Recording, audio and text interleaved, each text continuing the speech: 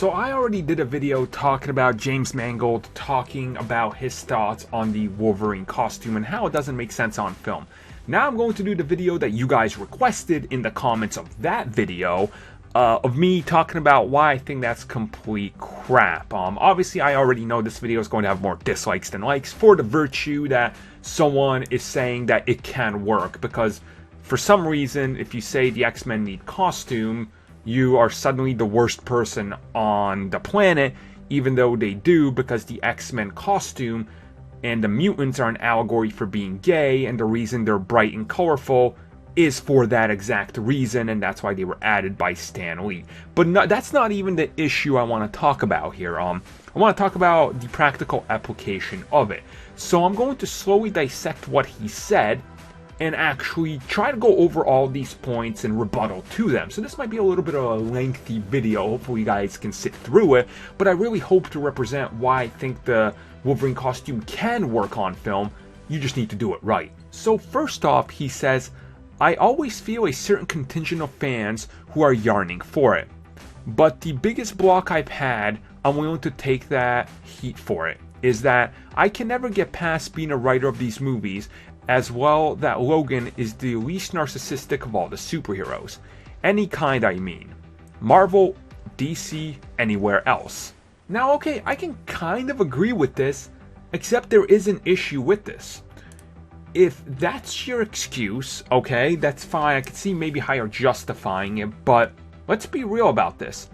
Frank Castle is a bigger narcissist than Wolverine ever was. So, by this logic, Frank Castle should never put on the skull.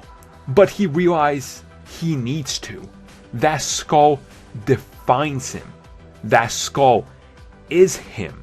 He is the Punisher when he puts that on. He wants that skull to instill fear. The Marvel Cinematic Universe, the Netflix version, takes that a step further. The physical skull is actually representative of a real life trauma and something that happened to him. They gave that a bigger story than it ever had in the comics or the previous movie. For that reason, the skull works. The same way the costume could work for Logan. If in the Logan movie, we already know that all the mutants seem to be gone, everything is going to hell. The X-Men wore costumes. We see them at the end of Apocalypse. They're wearing colorful costumes. They're going to fight in those. They fought in colorful yellow and dark blue costumes in First Class. If Logan puts on his costume and it's blue and yellow, even if it's darker shades of it, that's not being because he's a narcissist. That's not taking anything away. That's him literally saying, I'm not ashamed of this. The mutants aren't here anymore, but guess what? I am a target now. This is my costume. This is who we are. This color defined us as a unit. So whatever happens between the end of Apocalypse, where they're all colorful, and 2027, I think, where Logan takes place, let the suit define the history of it. That's why it's in that issue. Let that be the story. Let the X-Men stand with these costumes. The next thing he says is, what I mean by that is, who puts on a special branded outfit on when they do good deeds, and why? The only reason you do this is so you can have some sort of trademark claim and get credit for what you did. Nothing seems less Wolverine-like than the desire to put on a trademark outfit, particularly canary yellow, and kind of prance about doing good deeds and have people go, oh my god, it's the Wolverine. Once again, here's my problem with this. He says this, and I want to focus on this one first. The only reason you do so is you can have some sort of trademark claim and get credit for what you did. Yeah, it's uniformity. Police officers wear the same outfit. Firefighters wear the same outfit. The X-Men wear the same outfit. Like I said at the beginning of this video, the X-Men are quote-unquote gay. They're the minority. They're laughed at. When they put on these uniform outfits, the blue and yellow that everything matches, they are the X-Men. They represent to the world as, look at these mutants. They're evil. These colors, these outfits are our colors. We're here so you can recognize this, because we're different. We're not the ones that's the Brotherhood. We're not trying to break down New York. We're not trying to attack this place. We're trying to protect you. And this outfit, this color, this X, this jet means we are good. And once again, this whole paragraph goes against what even the Fox movies have done. They put on outfits. They put them on in First Class. They put them on in X-Men 1, 2, and 3. They put them on in Deadpool. They put them on in Days of Future Past. They put them on in all the movies.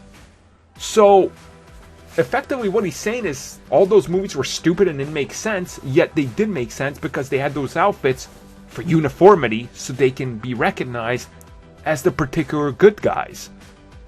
And he says, particularly Canary Yellow. Well, yeah, the First Class suits had yellow and it looked great. So did Negasonic Teenage Warhead. And the next part he says is, essentially, it's something that lives on the pages. I'm not sure that could live anywhere else. Once again, people for the longest time, people defending the X-Men, the black outfit, said, you can never fit the yellow, that looks stupid. First Class pulled it off. Deadpool proves without a shadow of a doubt it can look even better than First Class. There you go. Once again, Captain America is a spangly American flag running around New York throwing a spangly shield, and it works. The Falcon, same thing. Red, white, a little bit of blue in there, but it makes sense. Ant-Man, all sorts of colors. Hell, X-Men in the movies now have color. Distinct color. Literally, Cyclops was wearing blue with yellow and everything, and it looked great. So, saying it couldn't live anywhere else is complete crap considering we saw the outfit made. Hell, I have literally in person seen cosplayers who have references of the one in the movie that made their own suit. And guess what? It looks great on a cosplayer. So why wouldn't it look good on film on Wolverine? That's just my rebuttal. That's all I really got. I know people aren't going to agree with this because it's logical and makes sense, but I guess the next actor will wear it, and that's probably why.